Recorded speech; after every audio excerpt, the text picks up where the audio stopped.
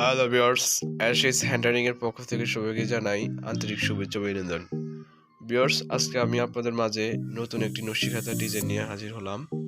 তো ভিউয়ার্স, ভিডিওটি না টেনে সম্পূর্ণ ভিডিওটি দেখার জন্য সবাইকে অনুরোধ করছি।